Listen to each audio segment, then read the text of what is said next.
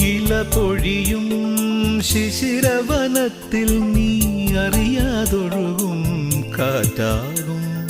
നിൻ മൃദുവിരലിൻ സ്പർശം കൊണ്ടെൻ പൂമരമടിമുടി തളിരണിയും. ശാരദയാമിനി നീയാകുമ്പോൾ യാമക്കിളിയായി പാടും ഞാൻ.